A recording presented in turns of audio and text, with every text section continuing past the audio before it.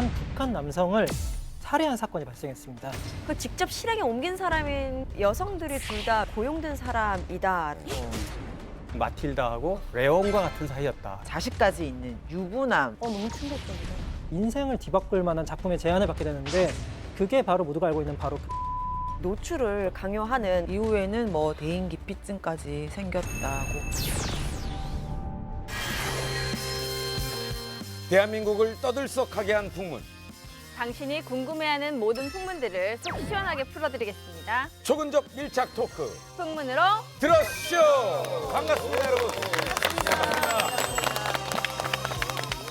살다 보면 가끔 느끼는 건데 우리가 이해할 수 있는 일보다 이해되지 않는 일들이 더 많은 것 같아요. 그래서 준비한 오늘의 풍문의 주제는 바로 연예계를 뒤흔든 미스터리 사건입니다.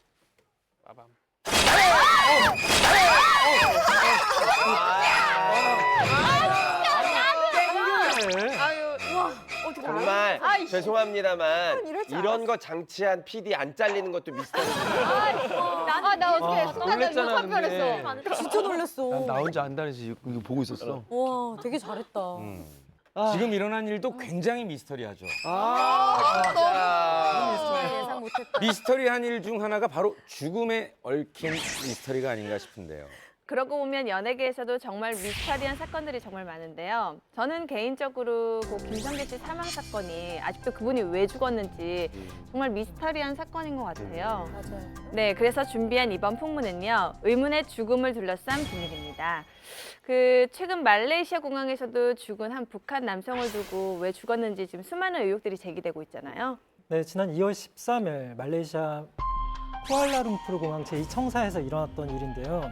사람들이 북적이잖아요. 공항 같은 경우에는 그 안에서 의문의 여성 2명이 한 북한 남성을 살해한 사건이 발생했습니다. 근데 그 살해당한 사람은 김철이라는 이름의 여권을 소지하고 있었다고 하네요. 그런데 그의 신분을 둘러싸고 놀라운 주장이 제기되죠. 이 김철이라는 이름의 북한 여권을 갖고 있는 이 사람, 김철이 아니라 김정일의 아들이자 김정은의 이복형인 김정남이라는 주장이었습니다. 하지만 북한에서는 이 사람이 김정남이라는 걸 확인을 안 해주고 있습니다. 그래서 그냥 단순히 조선 그 법률가위원회 대변인 명의로 내보낸 그 성명을 보면요. 어쨌든 공화국 국민의 사망이다. 외교 여권 소지자인 공화국 국민이 어느 정도 좀 지위가 있는 사람이 비행기 타러 가다가 뭐 급하게 사망했다. 쇼크 상태에 빠져서 병원으로 이송되던 중에 사망했다. 이 정도로만 표현하고 있습니다. 네, 북한에서는 김정남 씨가 아니라고 하는데요. 그러나 우리나라 언론이나 외신에서는 김정남 씨라고 추측하는 이유가 있어요. 그 이유는 뭔가요? 그 범행 이후에 공개됐잖아요, 사진이. 그 의자에 이렇게 완전 실신 직전에 있는 그런 모습이었는데 그 체형이라든가 외모가 거의 김정남 씨, 우리가 그동안 접했던 김정남 씨와 흡사하다. 이런 이유 때문입니다. 사실 이건 DNA 검사를 해보면 쉽게 알 수 있을 텐데 그래서 실제로 지금 말레이시아에서도 신원 확인을 위해서 김정일 씨 뭐 이런 자녀들의 DNA 확보에 나섰다고 합니다. 네. 정말 DNA 검사만 하면 금방 드러날 일인데 북한은 왜 김정남 씨가 아니라고 주장을 했을까요? 어쨌든 정황상 김정남이라고 하면은 최고 지도자의 이복형이면서 동시에 권력 경쟁자예요. 그 권력 경쟁자가 죽었다는 거는 상당한 스캔들이고 그 김정남이라는 사람의 특수한 위치에서 김정은을 대체할 사람으로 중국이나 미국에서 보고 있었다라는 관점도 있기 때문에 그런 정적에 대한 암살이 북한 땅도 아니고 말레이시아 같은 어떤 중립국에서 일어났다고 한다면은 국제적으로 왕따당할 일이죠. 이거는 북한이. 네. 그렇기 때문에 부담을 가지는 거고 예전에 북한이 우리나라 그 뭐 칼기 테러라든지 아니면 아웅산 폭파 같은 것을 하면서 테러 지원국으로 지정돼가지고 외교 관계나 무역 관계 상당히 곤란을 많이 겪었거든요. 최근에 겨우 풀렸는데 다시 지정되면은 안 그래도 힘든데 나라 망합니다, 북한은. 만약에 살해당한 그 남성이 김정남 씨가 맞다면 그 김정남 씨는 어떻게 살해를 당한 건가요? 일단은 김정남 씨가 맞다는 이제 전제하에 네. 그런 가정에서 얘기를 해본다면 그 13일 당일날 김정남 씨는 말레이시아 쿠알라룸푸르 국제공항에 도착해서 이제 곧 10시에 출발하려고 하는 마카오행 비행기를 탈 계획이었는데 이때 느닷없이 2명의 여성이 다가와서 낚고채듯이 김정남 씨에게 얼굴에다가 뭔가를 문지르듯이 이렇게 했죠. 네. 자, 저렇게 여성 두 분이 흰색 공격을 옷 입은 하고 여성분이시죠. 그리고 저렇게 문지르고 어딜 가시는 화장실 거죠? 가서 도망가는 걸 뒤로 그냥 따라가는 것 같아요. 끌려가는 것 같아요, 여자분이. 근데 주변에서 참 그냥 별로 신경을 안 쓰는 게 너무 갑자기 일어난 갑자기 일어난 일이. 아니 언뜻 보면 좀 장난치는 것 같기도 네, 해요. 네, 크게 하는 것 같은 그런 느낌이에요. 네. 네, 범행 직후에 용의자들은 바로 공항을 빠져나가서 택시를 타고 사라진 것으로 알려졌죠. 또 김정남은 공항 내 진료소를 향했다고 합니다. 또 두통과 어지러움을 호소했고 발작 증세도 있던 것으로 전해졌어요. 이후에 공항에서 차량으로 30분 거리 정도에 있는 병원으로 이송되던 중에 심장마비로 사망한 것으로 전해집니다. CCTV를 보니까 김정남 씨가 여성과 접촉한 건 딱 2초 정도밖에 안 됩니다. 잠깐의 접촉만으로 그를 죽음으로 몰고 간 원인 무엇인가요? 그 여성 2명의 손에 묻어있던 독극물 때문이다라고 지금 추측을 하고 있는데요. 이 독극물이 무엇이냐라고 그런 의문도 지금 많이 제기되고 있는데 북한 공작원들이 사용한 그 기침에 가장 많이 사용되는 약품이라고 독약이라고 하는데 브로마 네오스티그민이라는 추측이 제기되고 있습니다. 어쨌건 독액 스프레이 그리고 손에다가 독을 묻혀서 얼굴에 문지르는 방식을 사용된 것을 감안했을 때 어떤 다양한 추측이 나왔는데 우리가 흔히 알고 있는 1995년 일본 오음 진리교가 도쿄 지하철 테러 사건을 했을 때 사용했던 살인이라는 그거보다는 한 100배 정도 센 그리고 청산가리보다는 한 6,000배 이상 강한 독성을 가지고 있다는 그런 리친 그리고 보고 도구로 불리는 그런 테트로도톡신도 함께 거론이 됐습니다. 사실 북한에서 원래 쓰던 무기들, 그러니까 그 공작원들이 쓰는 무기들이 조금 멀리 쏠 수 있으면 그 독총, 네. 그리고 가서 이렇게 푹 찔러야 되면 독침 이런 것들이 보통 이제 공작원들이 쓰는 무기였는데 이번에 굉장히 특이하게 그냥 눈에 바르는 것만으로도 사망할 정도다라고 했으니까 아까 독총이나 독침에 쓰는 그 브로마스티그민 정도, 네오스티그민 정도보다 굉장히 강한 물질일 거다라는 그런 인식 자체는 있었죠. 네. 그렇죠. 어쨌든 김정남으로 보이는 이 남성이 사망한 지 사흘 후에 일본 NHK가 이렇게 보도를 합니다. 신경 독가스 중에 일종인 VX 이게 아마 사용됐을 거다 이렇게 추정을 했습니다. 실제 말레이시아 보건당국 역시 김정남 씨가 VX에 중독되어 사망했다고 공식 발표를 했죠. 그렇죠. 공식 발표를 했습니다. 그 내용을 좀 보면요. 김정남의 시신 부검 결과 신경작용제 VX라고 하죠. 이 VX가 심각한 마비를 일으켜서 피해자가 아주 짧은 시간에 사망케 한 것으로 보인다라고 얘기를 했고요. 그리고 이 VX가 보용량으로 노출될 경우에는 지금 말했듯이 아주 빨리 죽을 수 있다라고 발표를 했습니다. 그러니까 우리가 VX라는 거를 사실 독가스 형태로도 알고 있지만은 이게 바로 그 우리가 소위 얘기하는 생화학 무기인 거죠. 그러니까 생화학 무기, 화학 무기에 해당하는 건데 실제 학살에 사용했던 얘가 이라크에서 옛날에 그 사담 후세인 있잖아요. 그 악랄한 독재자가 쿠르드족 학살하기 위해 가지고 썼는데 양 조금 썼는데 한 번에 4,000명이 죽었다고 하니까 예, 이게 엄청난 독극물인 거죠. 그런데 북한이 이와 관련해 또 한 번 입장을 발표했다는데요. 뭐라고 입장을 발표했죠? 그러니까 일단 말레이시아 공항에서 사망한 남성 사인에 대해서 화학 무기가 아니고 심장마비다 이렇게 이제 일단 얘기를 했고요. 그 두 여성이 VX 독가스를 사용했다면 얼굴에 문질러 금방 죽을 것 같으면 여성들의 손이라고 멀쩡하게 같은 피부인데 이런 근거를 댔고 어쨌든 VX 독가스라고 단정할 만한 근거가 없다 이렇게 주장을 했습니다. 용의자들이 무사할 수 있었던 이유 바로 2가지 물질을 각각의 손에 묻혔기 때문이다라는 가능성이 제기되는데요.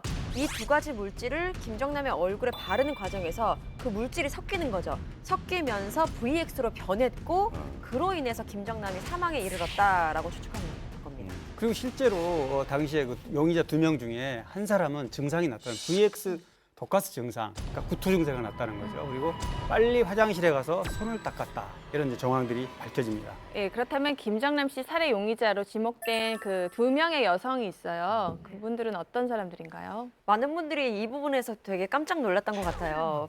여성들이 둘 다 외국 사람들이었어요. 한 명은 베트남 국적의 도안티 흐엉이었고 인도네시아 국적의 여성인 시티 아이샤라는 사람, 이 2사람이었는데 근데 이 2사람 모두 김정남인 줄 몰랐다라고 일관되게 이야기를 하고 있고 심지어는 이건 그냥 뭐 쇼 프로그램, 몰래카메라인 줄 알았다라고 이야기를 해서 많은 의문을 자아냈죠. 어떤 프로그램이라는 근거가 닿을 만한 또 한 가지 얘기가 있는데 인도네시아 국적인 아이샤는 이제 가족들한테 이렇게 얘기를 했습니다. 보면 그 이후에 종종 일본에서 방송되는 몰래카메라에 촬영하러 말레이시아에 간다 이렇게 얘기를 했기 때문에 뭔가 어떤 프로그램을 하는 걸로만 알았다는 그런 말에 좀 근거가 있는 것처럼 보입니다. 근데 몰래카메라 저희가 이제 방송 기내에서 보면 막 틀어주잖아요. 같은 상황을 여러 명에 해서 해야 되지 딱 한 번 하고 손 씻고 집에 가지는 않잖아요. 그러니까 이게 좀 뭔가 말이 안 맞는 것 같아요. 예. 또 다른 용의자인 베트남 국적의 흐엉 씨, 이분 역시 그간의 행적이 사실 뭔가 살해 용의자, 뭐 암살자, 뭐 이런 느낌과는 전혀 어울리지 않는 게 흐엉 씨 같은 경우에는 연예인 지망생이었다는 그런 풍문도 있거든요. 실제로 후엉 씨 같은 경우에는 범행하고 난 이후에 도주를 할 때 그 택시를 탔다고 해요. 근데 택시 기사에게 내가 베트남에서 유명한 인터넷 스타다라고 얘기를 했고 말레이시아에 온 이유는 단편 영화를 찍으러 왔다라고 아무렇지도 않게 얘기를 했다고 합니다. 그리고 이전에도 그 베트남의 한 오디션 프로그램에 참가한 영상 많은 분들이 확인을 하셨을 거예요. Anh mong ngừng thời gian trôi sẽ không phải mơ. 또 다른 인터넷 방송 영상에도 등장하는 것도 있다고 하는데 유명세에 목마른 여성 아니었냐라는 시각도 있거든요. 또 현지 경찰이 판단한 것은 이 흐엉이라는 사람이 베트남의 연예 기획사에 고용된 사람이다라고도 밝혀서 이 역시 의문입니다. 하지만요, 이 두 사람이 김정남 암살 시도 전에 이미 몇 번이나 예행 연습을 한 점 화면에도 나왔었고요. 흐엉 씨는 또 고향에서 약학을 전공했다는 기사를 제가 봤거든요. 그러니까 이런 걸 보면은 두 사람이 전혀 몰랐다고 할 수 없는 것 같아요. 몰래카메라는 거는 좀 그러니까 잡혔을 때 이렇게 얘기하라 하고 누가 이렇게 가르쳤을 확률이 가장 많은 것 같아요. 그리고 실제 그 말레이시아 검찰도 굉장히 비슷하게 판단을 했는데 흐엉과 아이샤 이 두 사람이 손에 묻은 그 물질을 굉장히 조심스럽게 꺼리듯 다뤘다고 해요. 또 범행 즉시 손을 씻은 정황도 있잖아요. 그러니까 독극물인 줄 알고 공격을 한 것이다라고 판단을 하고 있고 만약 이런 유죄가 입증될 경우에는 말레이시아 형법에 따라서 고문 후에 사형에 처해진다고 합니다. 근데 북한이 이런 암살 사건에 북한 사람을 이용할 수도 있잖아요. 근데 왜 외국 사람을 이용을 했을까요? 뭐 사실 말레이시아라는 곳에서 전 세계 어디든지 북한 사람은 특이한 존재거든요. 그렇게 해외여행 많이 하는 나라가 아니기 때문에 북한 사람이 북한 사람 눈 문지르고 북한 사람이 사망했다 그러면은 그거야말로 뭐 의심의 여지가 없이 북한이 한 일이 되는 거죠. 그리고 또 김정남의 입장으로 봤을 때 김정남이라면 북한 사람들이 다가오는 것, 동양인들이 다가오는 거에서 더욱더 경계를 부담 느끼고 좀 할 수가 경계할 있죠. 것 같아요. 그런데 두 외국인 여성이 체포된 이후에 새로운 사실이 밝혀졌다고요. 네, 그렇습니다. 이 두 외국인 여성 이외에 용의자 한 명이 더 추가가 되죠. 바로 현지 경찰이 지난 2월 17일 밤 11시쯤에 셀랑구루주 잘란쿠차이라마 지역의 한 콘도형 아파트에서 숨어있던 김정남의 암살 용의자를 급습해서 체포했다라고 밝혔죠. 근데 이 사람의 이름이 리정철이었고 북한 여권을 소지한 사람이었다고 해요. 일각에서는 아무런 정황도 없는 것 같은데 북한 여권이 있다고 해서 그냥 이 사람을 잡는 거는 너무 허술한 것 아니냐라고도 이야기를 했지만 글쎄요, 이런 같은 맥락인지 모르겠어요. 이 리정철이라는 사람은 증거 부족으로 석방이 됐고 북한으로 추방됐습니다. 뭐 용의자로서는 뭐 또 있습니다. 이정철 말고. 많죠.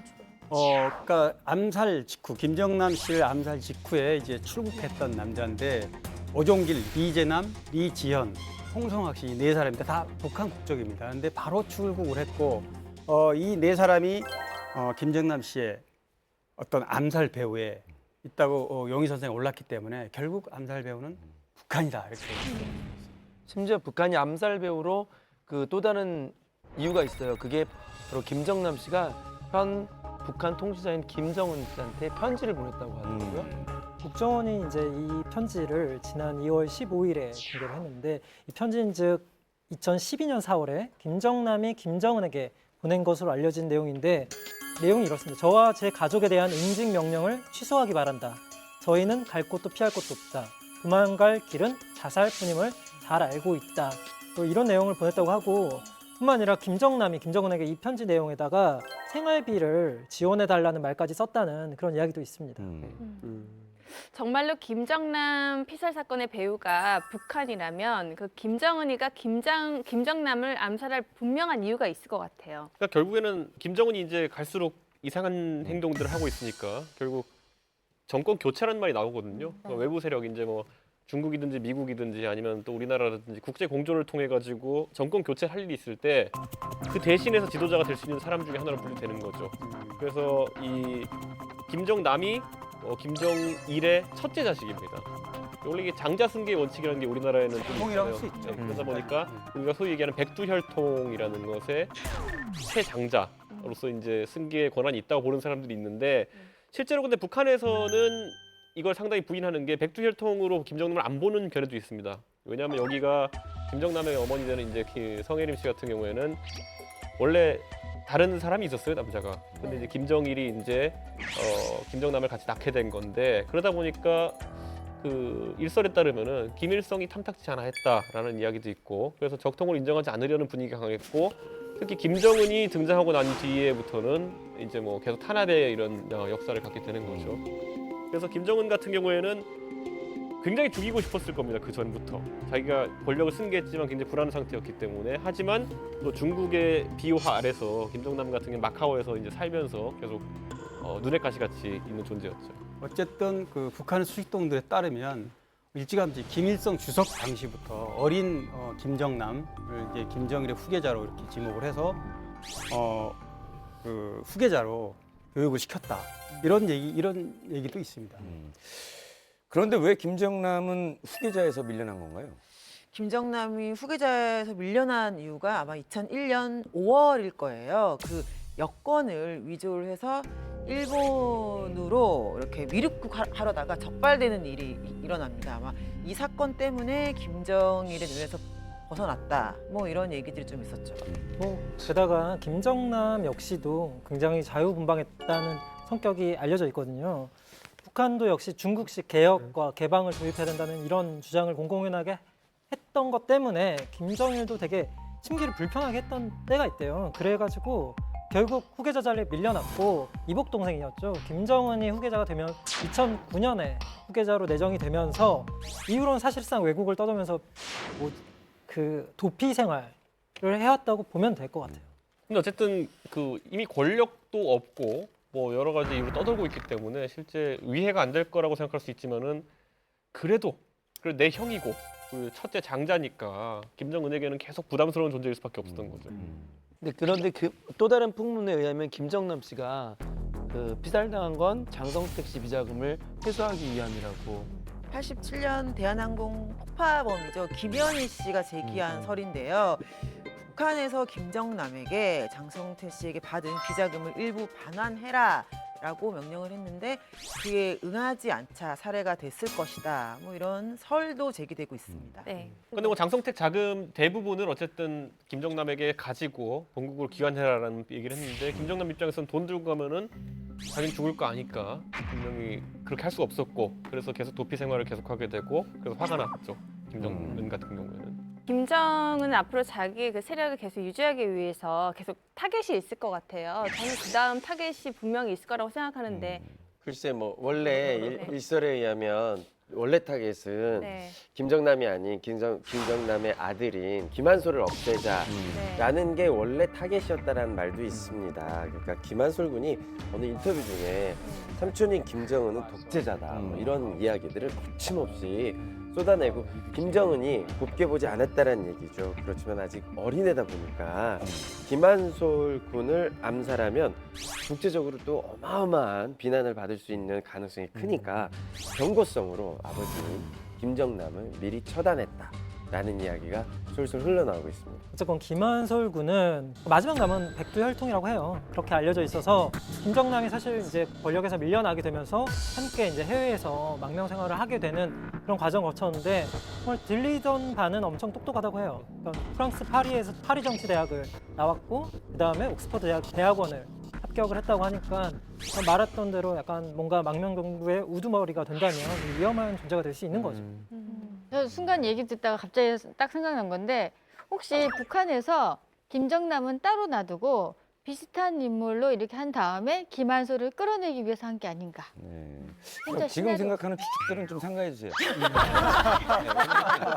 그런데 많은 사람들을 이렇게 추측하는 것처럼 김한솔도 사실 암살 위협을 받고 있다라는 설이 굉장히 많이 들려오죠.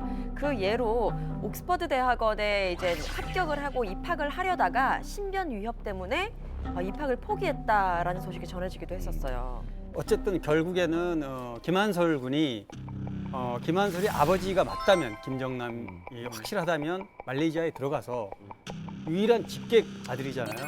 확인을 하고 또 그걸 확인하면 모든 사람이 의혹에 차 있으니까 DNA 검사를 해서 확인을 하고 인도하면 되는데 어떤 신변의 위협이라든가 여러 가지 여건 때문에 가지를 못한 게 아닌가. 시신 인도를 해준다 그랬잖아 말레이시아에서 그 말레이시아에 가족들한테. 굳이 표면적으로는 입국해라 그럼 뭐 시신 인도하겠다 이렇게 하지만 그건 사실 대외 보도용일 수 있고 실제로는 그냥 뒤로 입국하지 않고도 시신 뭐 이렇게 할 수 있는 방법을 왜냐하면 말레이시아 입국했다 정말 또 암살당하고 이러면 근데 뭐 이런 얘기도 있지 외교 않았어요? 비하가 되잖아요. 들어오는 비행기에는 탄 게 있는데 내린 흔적이 없다. 뭐 이런 것도 있었던 거죠.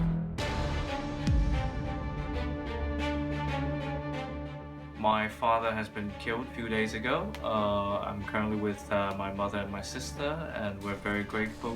And we hope this gets better soon.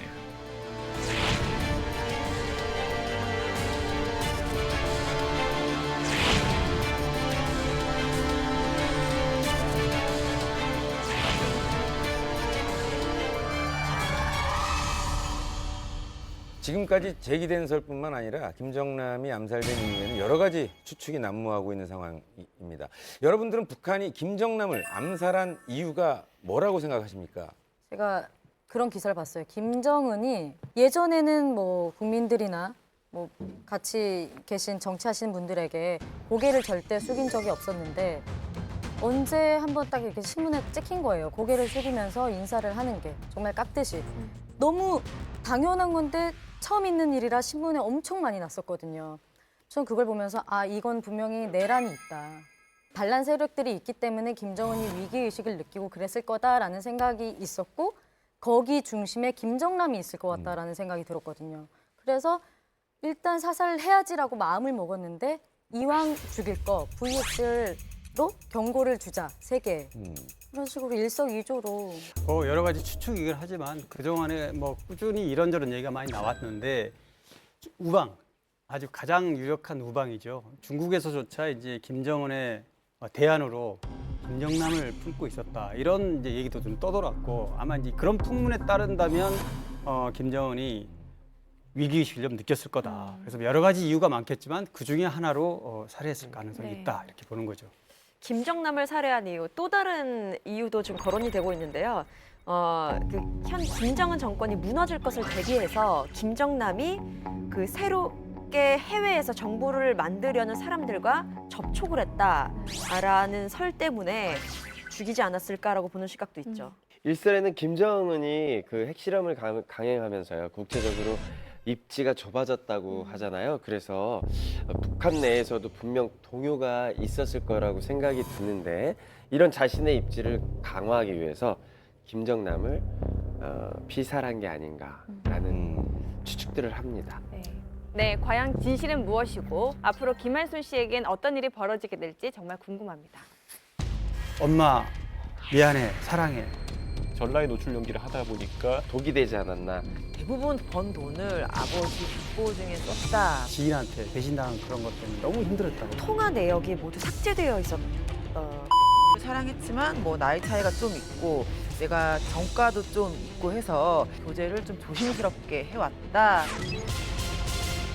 김정남 씨처럼 국제적인 관심을 끌고 있는 미스터리한 죽음이 있는가 하면 수많은 국내외 팬들에게 의문을 남겼던 연예계 유명 스타들의 죽음도 빼놓을 수가 없는데요. 네, 특히 스스로 세상을 떠난 분들을 두고 그분이 그럴 리가 없는데라는 말이 종종 나오곤 했죠. 저도 이제 몇 분이 이제 생각이 나는데 이미 고인이 됐지만 가끔 이제 고 누구 막 이렇게 하는데 어쩔 때는 좀 안 붙이고 싶을 때가 있어요. 그러니까 늘 우리한테 친근했던 모습들이 기억에 남기 때문에 그런지 그걸 자꾸 붙일 때마다 아, 이 사람들이 우리 곁에 없구나라는 생각이 자꾸 드니까 안 붙이고 싶을 때가 있죠. 네, 가연 씨 말대로 지금도 많은 사람들이 그리워하는 분들이 있습니다. 그래서 준비한 이번 풍문의 주제는 스타들의 죽음에 얽힌 미스터리입니다. 네, 지난 2월 22일이죠. 사망 12주기를 맞은 분이 있습니다. 얼마 전 한 소속사 대표가 고인을 애도하면서 SNS에 올린 사진이 화제가 됐는데요. 네, 그렇습니다. 바로 배우 고 이은주 씨의 이야기인데요. 이은주 씨는 고등학교 1학년 때, 그때가 96년인데 이때 학생복 모델 선발대회에서 은상을 차지하면서 이제 연예계로 입문을 하게 됐는데 97년 청소년 드라마죠. 스타트를 통해서 본격적으로 연기자의 길로 들어서게 됐습니다.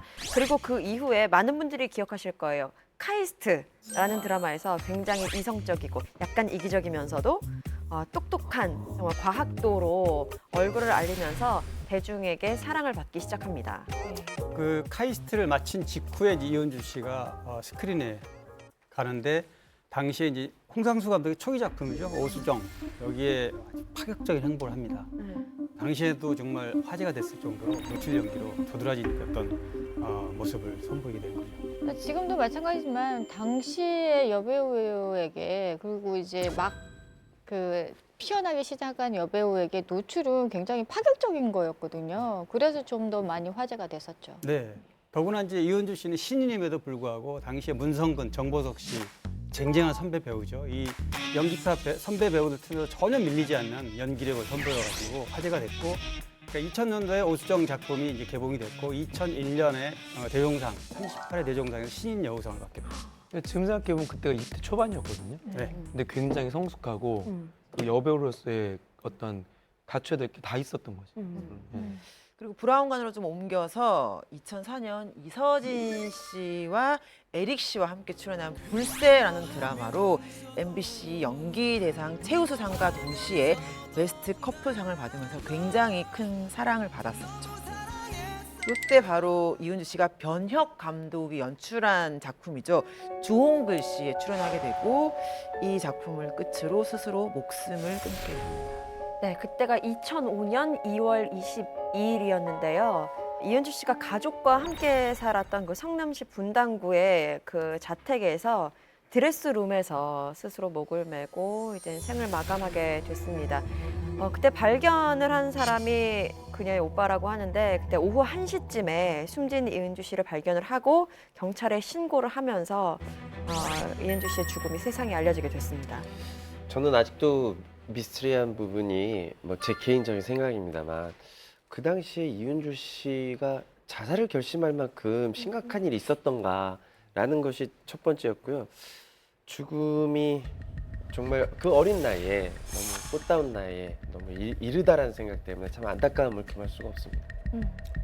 홍석천 씨처럼 많은 사람들이 이은주 씨의 죽음을 믿을 수 없다, 자살할 이유가 없다며 많은 의혹을 증폭됐는데요. 그런데 그녀가 세상을 떠나기 전 마지막으로 남긴 것이 있다고 합니다. 바로 유서인데요. 이 유서를 통해 이은주 씨가 정말 극단적인 선택을 했다면 어떤 이유 때문인지 한번 알아보려고 합니다.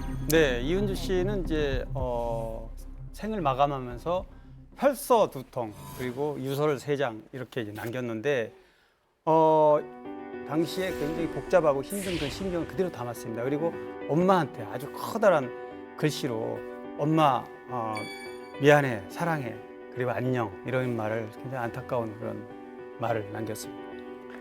유서라는 게 어쨌건 죽은 자가 마지막으로 남긴 메시지 같은 거잖아요. 근데 특히 이 유서에서 고인의 유서에서 많은 사람들이 주목했던 부분이 있어요. 그게 뭐였냐면 돈이 다는 아니지만 돈 때문에 힘든 세상이다. 나도 돈이 싫다라는 부분이 있었어요. 그러니까 이 부분 때문에 일각에서는 아무래도 고인이 결국에는 경제적인 어려움 때문에 극단적인 선택을 한 게 아닌가라는 추측이 있었습니다. 그런데 하지만 이 고 이은주 씨는 그때 당시에 정말 최고의 주가를 달리고 있었던 시기거든요. 예를 들어서 그 CF에서도 굉장히 많은 호응이 있었는데 사망하기 직전인 2005년 1월에는 뭐 아파트 그 CF 계약을 맺었었대요. 그래서 촬영도 앞두고 있었었고 또 한 화장품 회사에서도 자사의 어떤 브랜드와 고 이은주 씨의 어떤 청순하고 도회적인 이미지가 잘 어울린다고 판단해서 메인 CF 모델로 발탁을 했던 상황이라고도 하고요. 이은주 씨의 또 당시 출연료가 저도 이거 보고 굉장히 깜짝 놀랐는데 편당 3억에서 3억 5천만 원이다라는 설이 있었어요. 그러다 보면 이 경제적인 어려움은 아닐 텐데라는 생각이 드는 거죠. 돈 이야기뿐만 아니라 사실 이 유서에서 주목해야 될 부분이 한 군데가 더 있었어요. 그게 뭐였냐면 1년 전으로 돌아가고 싶었어라는 표현입니다. 네, 그 부분을 좀 정확히 보면 이은주 씨는 1년 전으로 돌아가고 싶다. 그리고 또 맨날 기도했는데 무모한 바람이었지라는 글을 남겨서 많은 사람들이 조금 또 충격을 받았었는데. 근데 이제 이 대목과 관련해 가지고 이은주 씨가 말한 1년 전이라는 걸 살펴보면요. 그 1년 사이에 여러 가지 있었는데 뭐 불세도 있었지만은 주홍 글씨, 영화 여기 봤다. 그러니까 주변 지인들의 이야기를 종합해 보면은 우선 불세 때문에 한번 그 삶의 패턴이 무너졌다 그러고 아무래도 드라마가 인기가 높다 보니까 부담이 심했을 것이고요. 그다음에 주홍 글씨에서 이제 노출 연기를 하게 되다 보니까 뭐 사실 전라의 노출 연기를 하다 보니까 이 부분에 대해서 심적인 부담이 많았다. 그래서 뭐 여행도 갔다 오고 이러면서 이걸 해소하기 위한 노력들을 꾸준히 했다 그래요. 그런데 그게 안 되다 보니까 결국 극단적인 선택을 한 것이 아닌가 이렇게 생각이 듭니다. 네. 실제 이은주 씨의 가족들에 따르면 2004년 10월에 영화 그 주홍 글씨가 개봉된 이후로 굉장히 불면증에 시달렸다고 해요. 그 사망 당일에도 아까 말씀하신 것처럼 오전 6시까지 잠을 이루지 못해서 계속 서성이는 모습을 그 오빠가 계속 봤다고 하더라고요. 또 당시 경찰과 병원 측에서 밝힌 바에 따르면 하루에 1시간 정도밖에 못 잔다라고 그 정도로 불면증과 우울증을 하루에 호소했다고 1시간 합니다. 정도밖에 못 자면 굉장히 피곤했을 텐데. 진짜. 정말 불면증이고 정말 힘들었을 텐데 거기에 일각에서는 영화 주홍글씨에서 전라로 등장하는 정사 씨나고요. 트렁크 안에서 피범벅이 된 상태에서 죽음을 맞이하는 이 파격적인 장면들을 찍으면서 개인적으로 굉장히 심각한 스트레스를 받아서 그게 오히려 복이 되지 않았나 이런 이야기도 나오고 있습니다. 뭐 스스로 생을 마감하는 사람들의 공통점은 마지막 단계에서 우울증이나 어떤 뭔가 정신적인 문제를 때문에 선택을 한다고 그러는데 어쨌든 아까 주홍글 씨와 관련해서는 수습사가 얘기를 했습니다. 영화 때문에 이런 선택한 건 아니다. 왜냐하면 주홍글 씨에 대해서는 마뜩찮게 생각한 거는 맞지만 그거는 배우가 극복해야 될 문제고 그런 부분 때문에 극단을 선택한 건 아니다. 이렇게 그러니까 영화하고 연결짓는 부분은 아니라는 거죠. 그리고 우울증을 진단을 받아서 치료를 받았다는 것도 수습사는 생을 마감한 뒤에서나 알았다고 합니다. 이은주 씨의 그 자살 의혹을 좀 살펴보면요. 그 유서 속에 또 가족 외에 또 언급된 사람이 또 있어요. 그 마지막으로 통화를 했다는 언니가 있다는데 그분은 누구예요? 이 언니라는 사람이 이은주 씨가 왜 죽었는지 그 의혹을 풀어줄 열쇠가 될 것이라고 그 죽음 당시에 굉장히 많은 이슈가 됐었는데 그 이은주 씨의 유서에 쓰인 내용을 보면 마지막 통화 언니 고마웠고 미안했고 힘들었어. 마지막 통화 언니 꼭 오늘이어야만 한다고 했던 사람이라는 말을 남기면서 이 언니가 누군지에 대한 의문이 굉장히 컸었죠.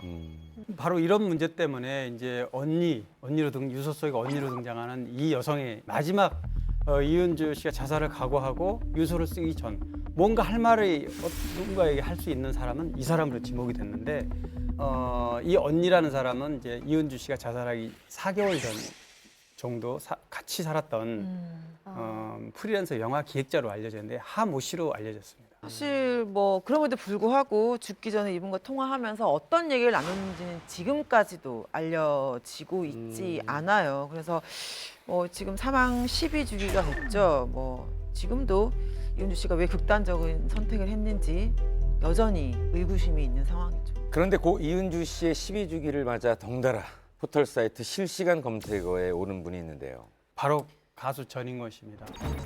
전인권 씨가 이제 그해 12월에 책을 출간합니다. 걱정 말아요 그대라는 책을 출간하면서 나와 이은주 관계, 그러니까 이은주와 전인권의 관계를 이제 세상에 알리는데 프랑스 유명한 영화죠. 레옹. 굉장히 유명한 그 영화의 주인공 마틸다하고 레옹과 같은 사이였다. 나이 차가 많이 나지 않습니까? 근데 좀 왠지 사랑하는 사이 같은 그런 느낌의 뉘앙스로 폭탄 발언을 해서 아주 화제를 냈습니다. 덧붙여서 또 이런 얘기도 합니다. 다 지난 일이라 내가 이제 얘기할 수 있는데 이은주를 사랑했지만 뭐 나이 차이가 좀 있고 내가 정가도 좀 있고 해서 이렇게 좀 이성을 지키면서 교제를 좀 조심스럽게 해왔다라고 해서 굉장히 큰 파장이 일렀었죠 당시에. 그 딸을 잃고 굉장히 상심과 절망과 고통 속에 있었던 그녀의 어머니 같은 경우에는 겨우겨우 정신을 붙잡고 살고 있는데 전인권 씨의 폭탄 발언으로 인해서 뭐 실신할 정도로 굉장히 큰 충격을 받았다고 하고요.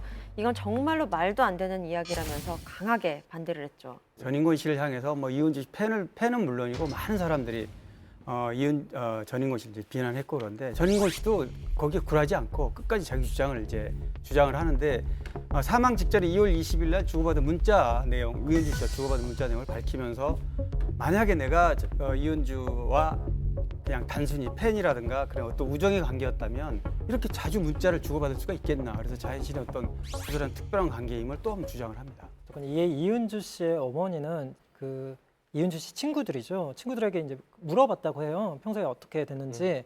그 친구들에 의하면 이은주 씨가 평소에 이제 전인권 씨를 대선배이자 어른으로 친분을 유지하고 있었는데 생전에 전인권 씨가 자꾸 오버한다라는 그런 말을 했다고 해요.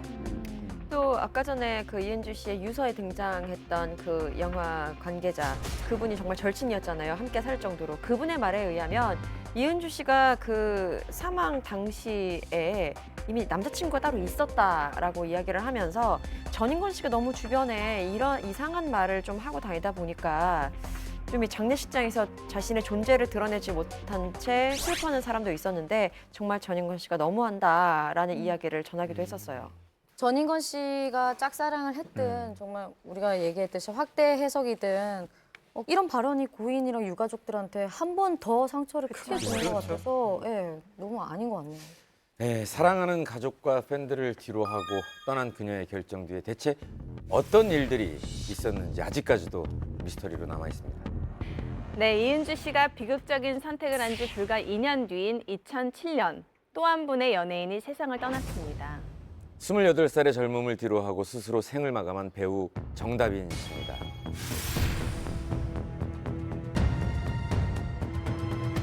고 정다빈 씨는 2000년에 시트콤을 통해서 데뷔를 했고요. 영화 단적비연소에서는 고 최진실 씨의 아역을 맡으면서 굉장히 흡사한 외모로 사람들의 눈에 쏙 들어왔었어요. 이후에는 굉장히 통통 튀고 밝은 매력으로 많은 분들의 사랑을 받았는데 특히 그 시트콤 뉴 논스톱 3 이렇게 연달아 출연을 하면서 정말 발랄한 청춘 스타로 제대로 자리매김을 했었죠. 모두가 이 작품을 아마 기억하실 거예요. 옥탑방 고양이라는 작품에서 김래원 씨와 호흡을 맞추면서 분명히 스타덤에 올랐고 2003년에 MBC 연기대상에서 신인 연기상을 수상하면서 정말 차세대 톱 여배우로서의 그 반열에 올라섰다고 평가가 되고 있었어요. 혹시 여러분 중에 정다빈 씨와 개인적인 인연이 있는 분이 계시나요? 저는 그 어떤 모임에 갔는데 제가 예전에 이제 이재니 씨랑 같이 드라마를 했었어요. 근데 이재니 씨가 또 논스톱 이쪽에서 또 정다빈 씨랑 친했었나 봐요. 근데 처음 그 자리에 정다빈 씨를 데려왔는데 부침성이 엄청나게 좋았던 걸로 저는 기억을 해요. 그러니까 처음 소개받고 좀 얼마 안 됐는데 제 허리춤 이렇게 하면서 언니 하면서 이렇게 붙는 게 굉장히 귀여웠던 게 항상 저한테는 기억에 남는 것 같아요. 하지만 대중의 큰 사랑과 기대를 한 몸에 받았던 정다빈 씨의 행복은 그리 오래가지 못했습니다. 네, 충격적인 소식이 전해진 거죠. 바로 정다빈 씨의 사망 소식이었는데요.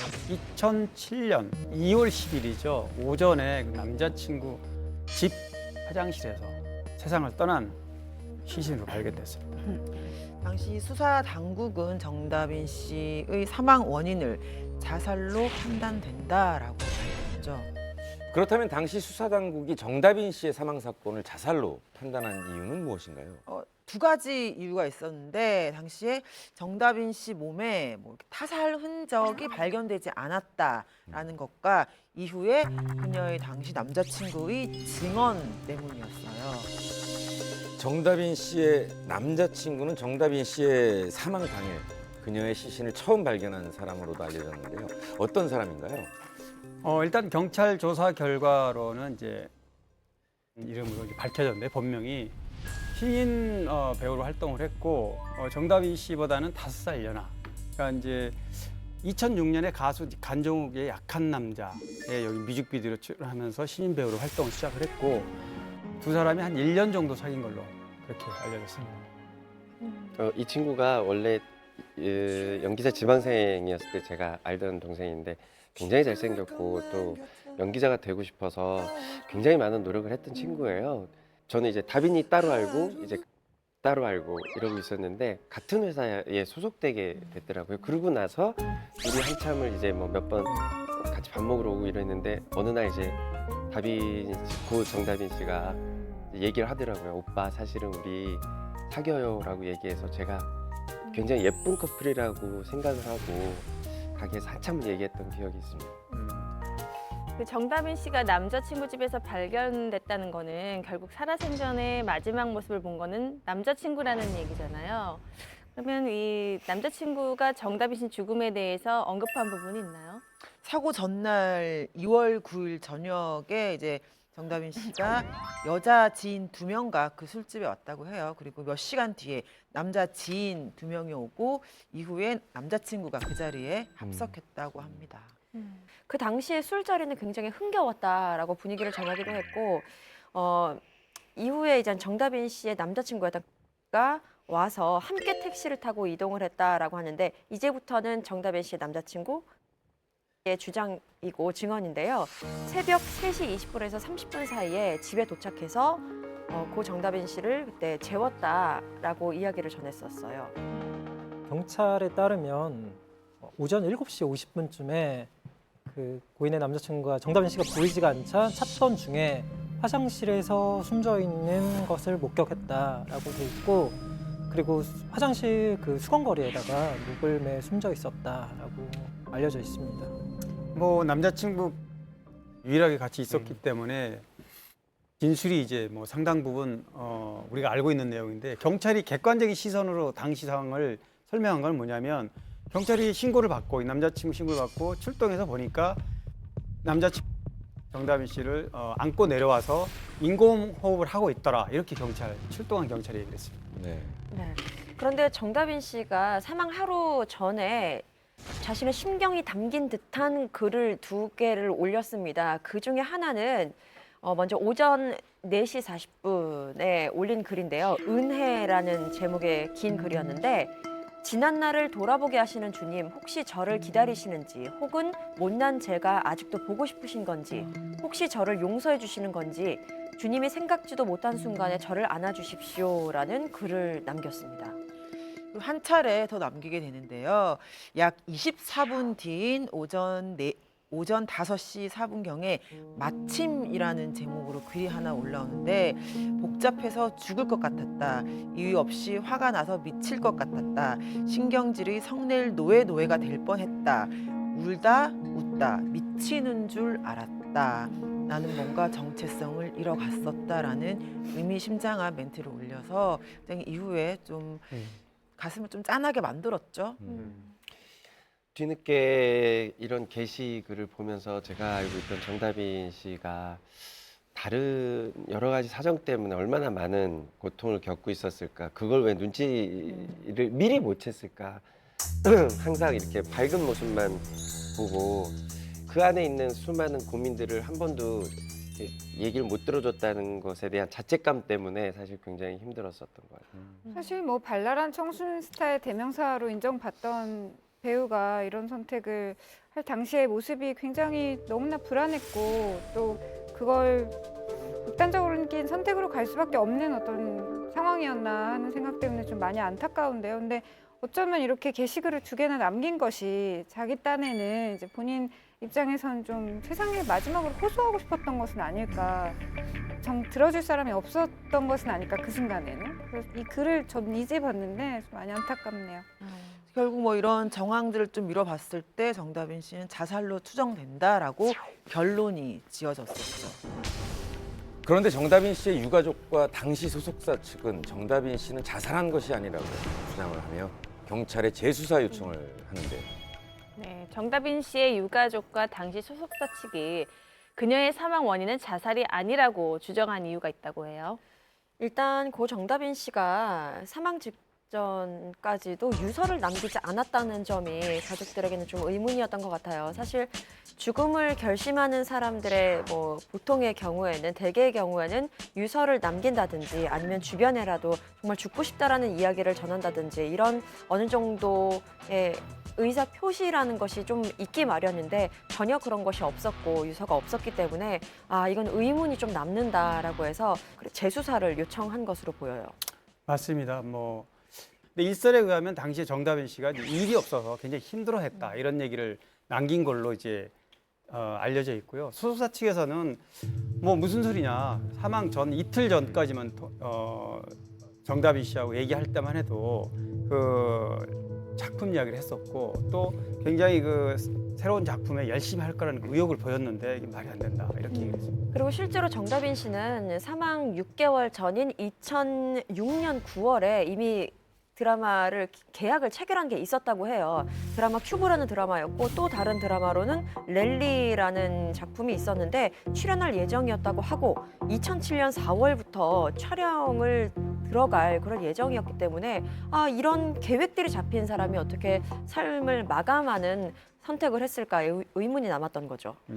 어쨌든 뭐 당시 소속사에서 얘기한 그 일정에 대해서 들어보면은 뭐 차기작에 대한 의욕도 있었고 또 2년 동안 쉬었다가 다시 일을 하게 됐으니까 정말 열심히 하겠다는 열정을 보인 거 보면은 일이 없어서 자살을 택했다는 남자친구의 말은 조금 약간 의심이 좀 의문이 드네요. 그리고 무엇보다도 사고가 일어난 이틀 뒤에 피부과 예약 진료가 잡혀있던 상황이었고 조문을 왔던 정선희 씨와는 3월에 동남아 여행을 가기로 약속을 한 상태였다고 합니다. 네. 사실 이렇게 제가 알고 있기로는 정다빈 씨가 이 새 작품 들어가기 전에 조금 휴식기를 좀 갖고 있었는데 그때 사실 정신적으로 굉장히 힘들어했었어요. 왜냐하면 너무 약간 아역 분위기 얼굴이 있었는데 그걸 조금 성형 수술을 조금 했거든요. 근데 그래서 얼굴이 조금 바뀐 모습이 인터넷에 사진이 올라가면서 정말 많은 사람들한테 악플을 받았어요. 사실 그것 때문에 굉장히 힘들었었고 새로운 작품을 소속사에서 만들어 줄 때까지 꽤 휴지기가 있어서 정신적으로 많이 지쳐 있었던 것이 좀 보였었거든요. 이렇게 정다빈 씨가 자살을 결심할 만큼의 뚜렷한 이유가 없다 보니 당시에 정다빈 타살설이 제기되기도 했는데요. 구체적인 그 이유가 뭔가요? 일단 남자친구가 이제 맨 처음에 발견한 사람이고 마지막까지 함께 있었던 사람이다 보니까 이 남자친구에 대한 어떤 의심이 사실 그때 많았던 것이 사실인데 그 이유 중에 하나가 그 증언과 다른 사람들의 증언과 좀 맞지 않는 부분이 많이 있었다고 당시에 좀 그렇게 파악이 됐었는데 일단 먼저 경찰에 따르면 그 청담동에서 술을 마신 후에 남자친구였던 그게 술에 취해 못 일어나겠으니 나를 좀 데리러 와달라라고 전화를 했다고 하는데 또 다른 사람의 증언은 다르거든요.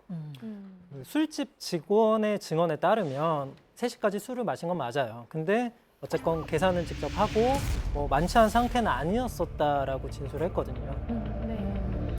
정다빈 씨가 사망을 했던 곳이 굉장히 작은 뭐 오피스텔은 아니지만 굉장히 작은 공간이었다가 원룸이었다고 해요. 원룸에 화장실이 있었기 때문에 그 화장실에서 벌어지는 일들을 원룸에 있는 사람이 모를 리가 없다라는 추측이 그때 좀 있었어요. 그 작은 공간에서 화장실 조그만 공간에서 고통 속에 죽었을 텐데 그 소리를 전혀 듣지를 못했을까라고 추측이 되면서 당시 함께 있었던 남자친구를 좀 의심하게 되는 상황으로 이렇게 몰아가게 된 거죠.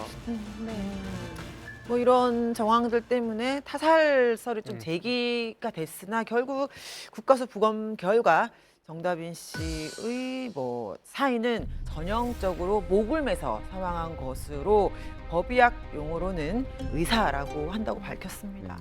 경찰이 밝힌 과학적인 근거는 명백합니다. 뭐냐면 시신에서 발견되는 어떤 증상들인데 통상적으로 남들이 목을 예를 들면 졸랐을 경우에는 울혈, 피멍이죠. 피멍과 또 눈꺼풀 뒤에 혈점이 발견된다고 그러는데 그런 게 없었고 타살 흔적이 없다는 거죠. 또 하나는 목매 자살했을 경우에 하혈이 하게 마련이니까 통상적으로 그런 게 지금 일어났고 그래서 이런 거를 종합해 보면 자살로 결론 짓는 게 맞는 걸로 이렇게 최종 결론이 났습니다. 뭐 많은 분들이 주변에 많은 분들이 힘들어했겠지만 바로 옆에 현장에 또 있었던 남자친구였던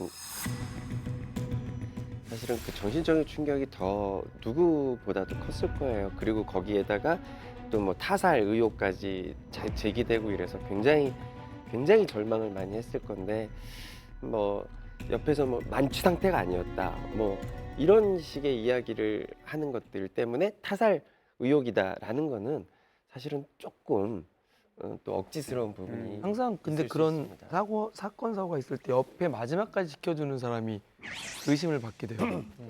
네. 이게 선의가 돼야 되는데 이렇게 경찰 수사가 오면 용의자로 돼버리니까 이 친구는 애인이었잖아요. 마지막에 죽음까지 본 상황에서 이건 패닉이 굉장히 오거든요. 네. 원래 죽은 사람은 뭐 자리에 없지만 그거 지켜본 사람은 나중에 뭐 밖에도 못 나오고 이런. 네, 말씀하신 것처럼 딱 그랬다고 해요. 다시는 연기를 못할 것 같다라는 생각이 들기도 하고 3개월 동안 집 밖에 아예 나서지 못할 정도의 굉장한 그야말로 패닉 상태에 다다랐다고 하는데 하지만 아픈 기억이지만 피할 수 없었다라는 마음을 또 추후에 토로하기도 했다고 합니다. 결국 자살로 결론이 났지만 10주기가 된 지금도 그녀의 죽음을 둘러싸는 의혹들은 여전히 남아 있습니다. 네, 정다빈 씨가 사망한 이후 2년 뒤죠. 2007년에 그녀의 어머니가 접신을 통해서 딸과 재회하는 장면이 방송이 되면서 아주 큰 논란이 있었어요. 네. 이게 누리꾼들 사이에서 굉장히 큰 선정성 논란이 일었습니다. 왜냐하면 이제 너무 자극적이잖아요, 그 자체가.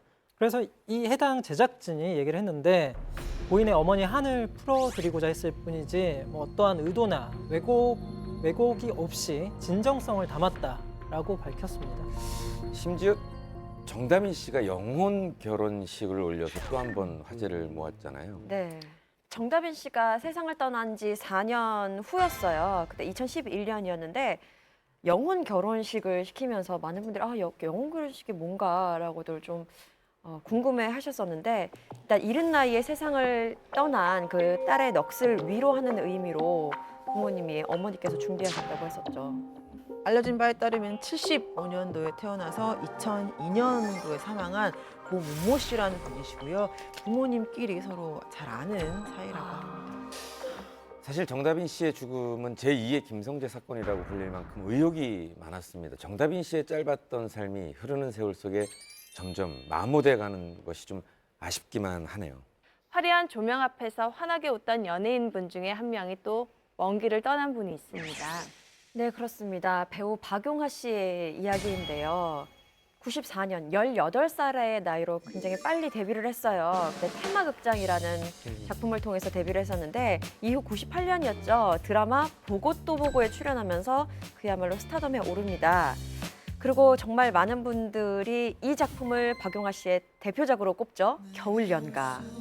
이 작품을 통해서는 한국을 넘어서 아시아의 정말 프린스로 이렇게 왕으로 군림하게 되는 그런 작품을 만나게 됐습니다. 여러분들이 기억하는 박용하 씨는 어떤 배우이자 동료였나요? 혹시 개인적인 인연이 있는 분들이 있나요? 박용하 씨는 저랑 좀 친분이 있었어요. 그러니까 작업도 많이 하고. 근데 이 친구가 자살할 거라는 생각을 그 주위에서 아무도 하지 않았었거든요. 맞아요. 너무 성격이 밝고 너무 착하고 예의가 바르고 그러니까 좀 충격이었죠. 전부.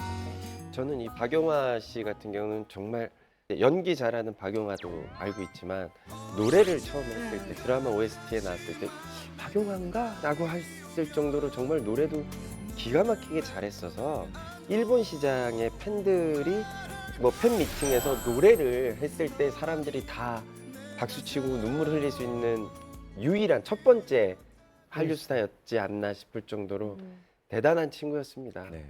네, 이렇게 좋은 모습과 다정다감한 모습으로 대중에게 큰 사랑을 받았던 박용하 씨. 그런데 2010년 모두에게 아주 충격적인 소식을 안겨다 주죠. 바로 박용하 씨의 사망 소식입니다. 2010년 6월 30일 오전 5시 30분경에 논현동 자택에서 숨진 채 발견이 됩니다.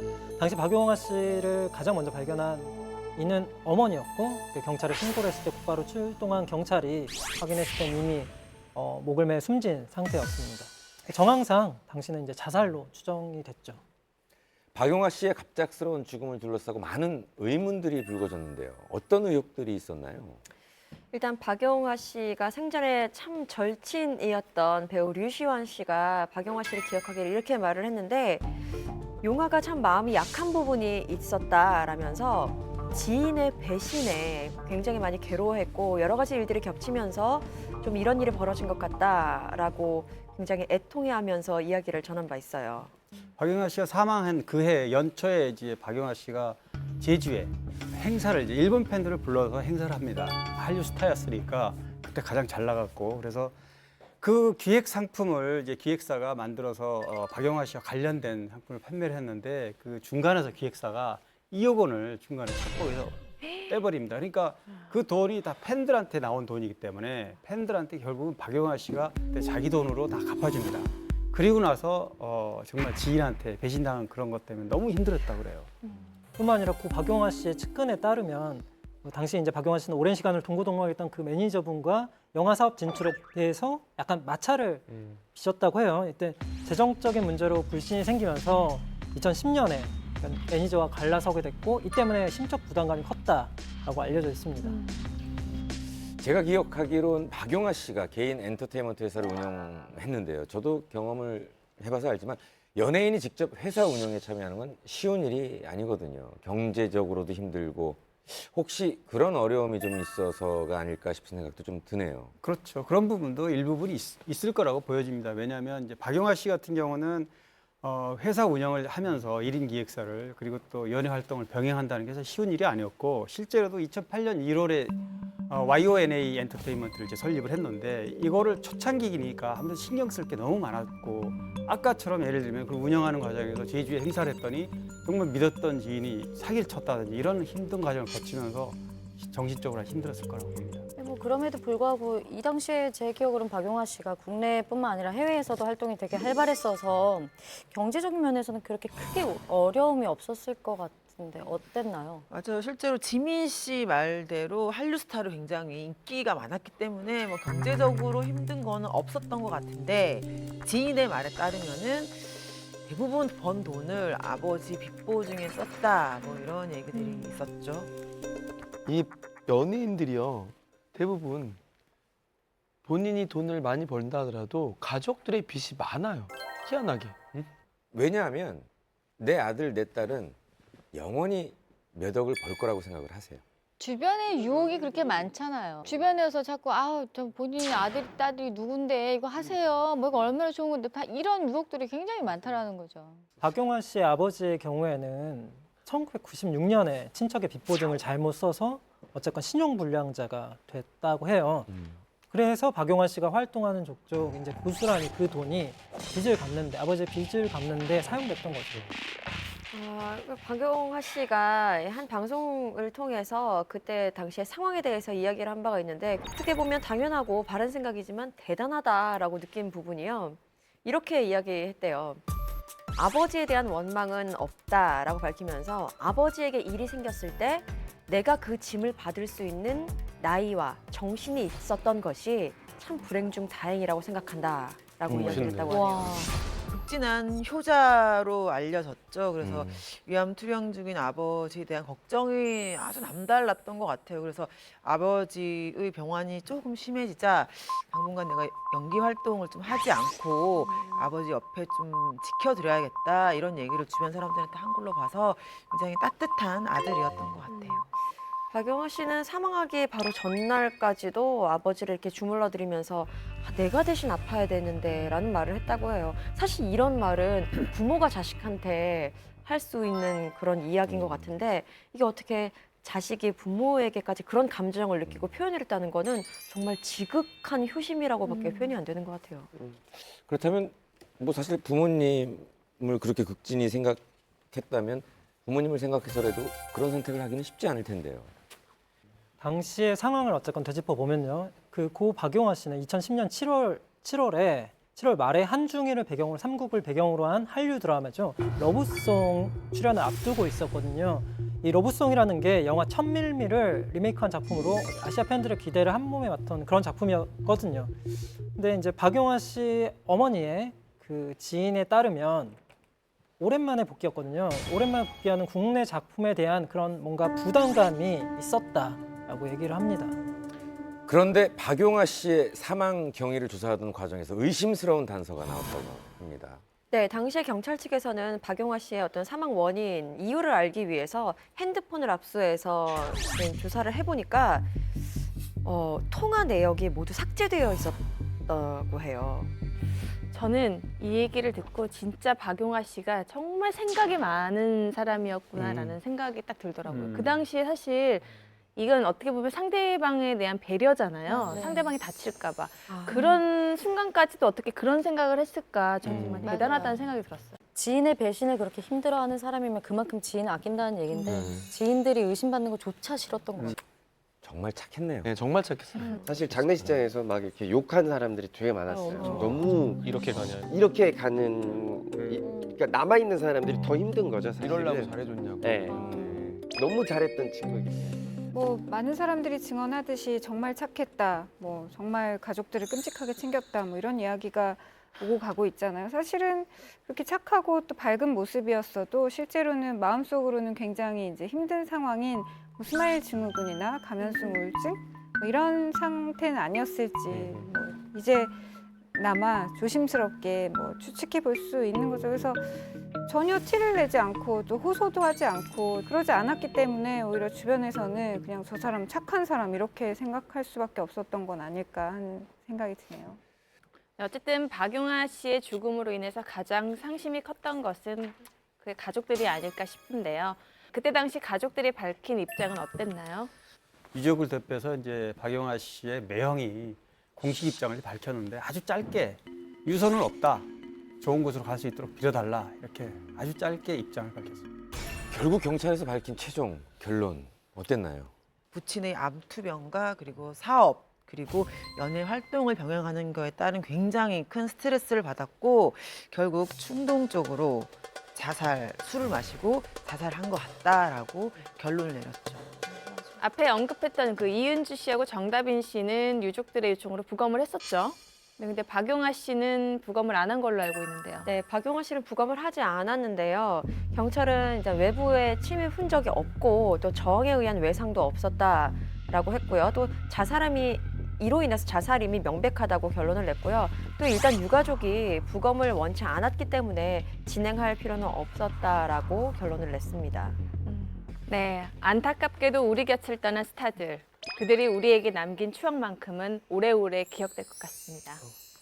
이렇게 의문의 죽음으로 미스터리의 대명사가 된 스타가 있는가 하면 한순간 흔적도 없이 사라지면서 많은 의혹을 남긴 스타들도 있죠. 네, 이들의 행방을 두고 지금도 어디로 갔는지 풀리지 않은 의문의 사건들이 아주 많다고 하는데요. 그래서 준비한 이번 풍문은요. 한 시대를 풍미한 그녀가 돌연 사라진 이유는입니다. 지금 1000만 관객에 못지않은 그런 한국 영화사상 처음으로 등장한 심야 영화 에마 부인. 정말 한마디로 대단했다. 이제 연예계를 떠난 이유가 바로 그런 이미지에 각인이 돼서 환멸감을 느꼈다. 한번 벗어봐. 가슴이 얼마나 큰지 좀 보자. 너무 저는 폭력적이었다는 생각이 들어요. 갑자기 사라진 후에 뇌세적이었던 작품 속의 이미지로 대중의 마음속에 남은 스타가 있죠. 은근족 씨 아세요? 우리나라 사람이에요? 네, 바로 배우 안소영 씨입니다. 에마 부인.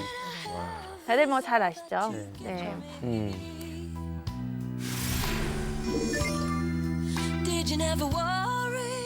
안소영 씨는 1978년에 무림대업이라는 작품으로 데뷔를 했고요. 그 이듬해인 1979년에 임권택 감독의 내일 또 내일이라는 영화로 얼굴을 좀 알렸습니다. 하지만 이후에 뭐 뚜렷한 이렇다 뭐 두각을 드러내지 못하다가 정말로 인생을 뒤바꿀 만한 작품에 제안을 받게 되는데 그게 바로 모두가 알고 있는 바로 그 에마 부인. 네, 그렇습니다. 이 에마 부인을 찍고 난 다음에 안소영 씨는 정말 일약 스타덤에 올랐고요. 큰 사랑을 받게 됐는데 이 덕분에 82년입니다. 백상예술대상에서 신인상까지 거머쥐게 되죠. 그렇죠. 아무래도 이제 영화 에마 부인이 이제 개봉하던 시기 1982년이라는 건 어쨌든 정통성이 좀 결여된 군사 정권 시절이었기 때문에 많은 걸 풀어줬어야 됐어요, 반대급부로. 그러다 보니까 우리가 잘 아는 3S 정책도 있었던 것이고 뭐 통행 금지도 해제되고 두발 자유와 교복 자유로 다 이제 그때 된 것인데 그때 이제 그 영화 산업을 이제 풀게 됐는데 그때 특히 3S 중에서도 성적 묘사에 관한 부분을 많이 풀었기 때문에 이런 조류가 생긴 거죠. 네. 그렇다면 에마 부인 개봉 당시 반응은 어땠나요? 정말 한마디로 대단했다. 진짜 동시에 사실은 처음이야. 정말 한마디로 대단했다. 진짜 동시에 동시에 사실은 처음이야. 지금 얘기했듯이 이제 3S 정책이 있던 80년대 초반인데 82년에 2월에 개봉이 돼서 6월까지 4개월 동안 무려 31만 명. 31만 명 그러면 실감나게 와닿지 않을 겁니다. 아마 지금 1000만 관객 못지않은 그런 열기라고 보면 돼요. 왜냐하면 그 극장 주변을 뭐 100m, 50m 줄줄줄 돌아서 이렇게 했던 그런 열기가 있었고 너무 아수라장이 돼가지고 매표소가 박살이 나는 그런 소동이다. 저희 때도 에마 부인 시리즈를 가지면서 어른이 됐어요. 그렇죠. 에마 부인 처음 나왔을 때는 초등학생이었잖아요. 그러니까 그 이후 중학교 이후에 때부터 시리즈가 많이 쌓인 시리즈가 다음에 계속 저희는 이제 쌓이니까 본 거죠. 그 1탄은 모르는데 이제 중학생이니까 1탄까지 다 찾아보는 어떤 그런 중학생일 때? 스토리를 다. 왜냐면 우리는 중학교 때는 때 영화관을 어린이야. 갈 수가 없잖아요. 그러면 친구들하고 비디오를 틀어주는 여인숙이 있었어요. 그럼 친구들끼리 돈 모아서 이게 더 놀라운데? 여인숙에 가서 그 비디오를 아줌마한테 틀어달라고 하면 그걸 다 틀어주세요. 그 첫 번째 시리즈가 에마 부인 시리즈입니다. 에마 저희 부인 얘기 삼촌이- 나오니까 정말 남자들의 목소리 톤이 이렇게 네, 높아지네요. 차원 형은 좀 몹살었네. 우리는 집에 부모님이 그 1탄부터 3탄까지 다 갖고 있는 거야. 아니야. 그 자개농을 딱 열면 있어, 다 있어. 엄마들이 엄마 아빠가 엄마 아빠 쫙 갖고 있고 비디오 테이프로 이불 뒤에 이렇게 숨겨놓고 저희 삼촌이 이랬었어요. 비디오 가게를 하셨는데 비디오 가게를 하셨는데 에마 부인은 시리즈가 다 뒤집혀 있었어요. 원래 비디오가 나가면 뒤집어져 그렇잖아. 항상 뒤집어져 있었어. 그리고 빌린 비디오 테이프로 안 돌려주는 1위가 에마 부인 시리즈. 먹튀 하시는 분들이 그리고 많으셨어요. 그게 에마 부인뿐만 아니라 부인 시리즈가 계속 나서 딴 맞아, 이상한 맞아. 거지. 무슨 딸기 부인. 젖소 뭐 부인. 딸이 뭐 젖소 부인. 다라 부인. 부인 뒤집혔나? 아니 나중에 아까까지만 해도 다들 이렇게 초전네. 아니 나중에 아까까지만 해도 다들 이렇게 초전네. 조용하시더니 갑자기 이 얘기 이렇게 활기를 띨 수가 너무 없는데. 부인 활기차네요. 시리즈와 함께 저는 아직도 기억나는 게 말 위에 이렇게 안소영 씨가 이렇게 앉아 있는데 슬립 이게 입고 이게 뭐 파마 머리 이렇게 있잖아요. 이렇게 부시부시한 머리로 약간 입이 약간 벌린 상태로. 정한 씨 네? 대본을 읽어주세요. 아니 그거 너무 신나서 그랬어. 어쨌든 뭐 영화 에마 부인은요 영화 한국 영화사상 처음으로 등장한 심야 영화인데요. 왜냐면 야하니까 밤에 봐야죠. 해 떴을 때 볼 수는 없잖아요. 당시에는 개봉관 상영관이 끝나면 재개봉관에 걸리던 시대가 아니었었거든요. 그래서 1982년 에마 부인은 한국 영화 가운데 최고작이라고 할 수 있습니다. 역시 영화는 심야. 안소영 씨는 영화 에마 부인의 흥행으로 스타가 됐지만 그 이후로 남모를 고충을 겪었다고 하는데요. 이건 어떻게 된 이야기인가요? 아무래도 뭐 대중에게 굳혀진 19금 이미지 때문에 아닐까 싶어요. 굉장히 그 영화에서 파격적인 노출을 했었죠.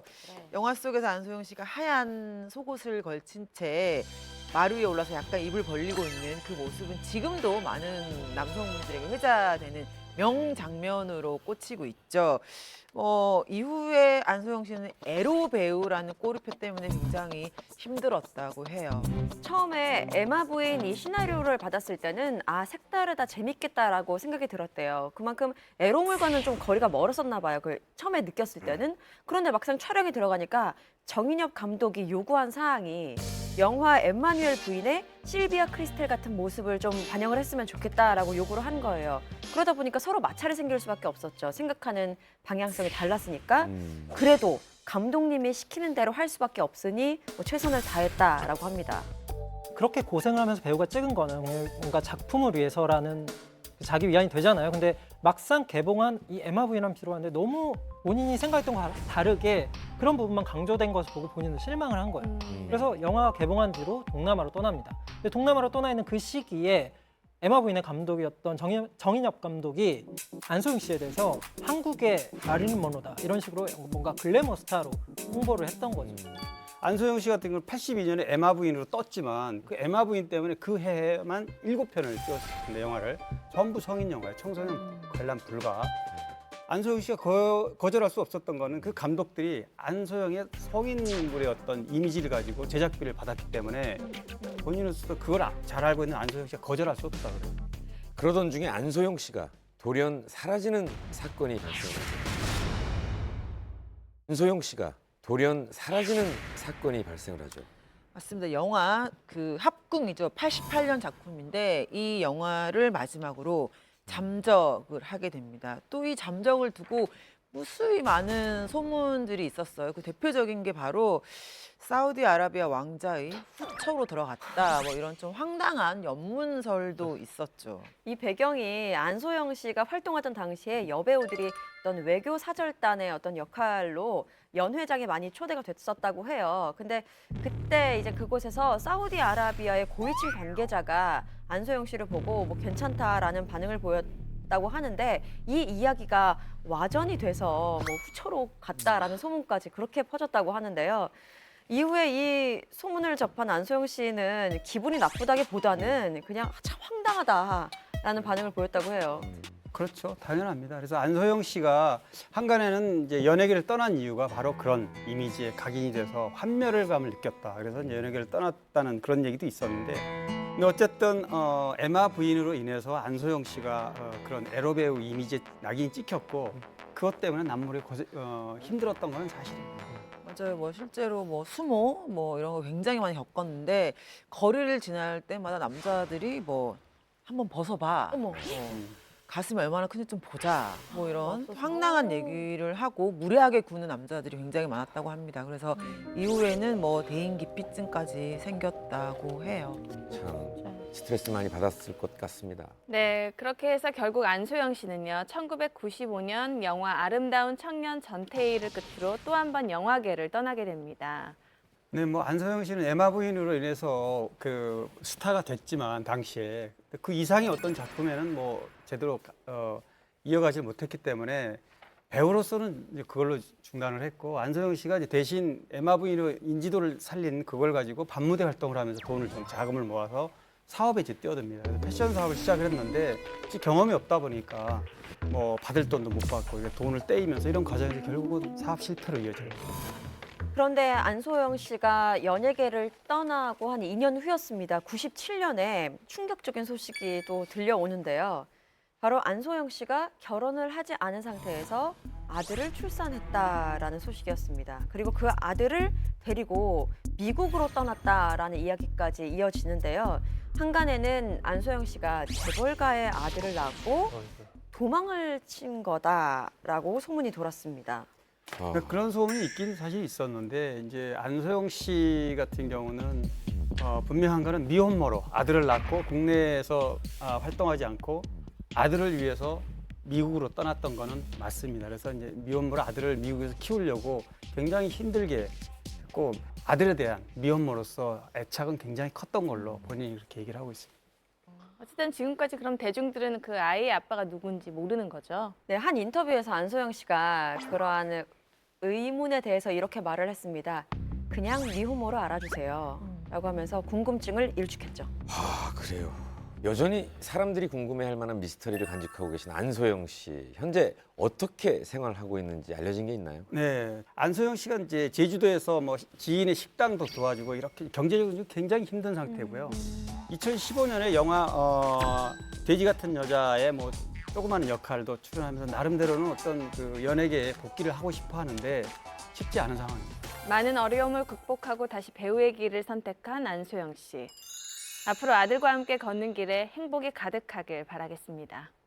네, 사라진 여배우들 중 한 명은 바로 한국 최초의 여성 성악가라는 타이틀을 가지고 있는데요. 혹시 다들 누군지 아시나요? 힌트를 좀 드리자면 이분의 대표곡이 바로 지금까지도 바다 씨를 비롯해 여러 가수들이 리메이크한 사회 참미입니다. 사회 참미.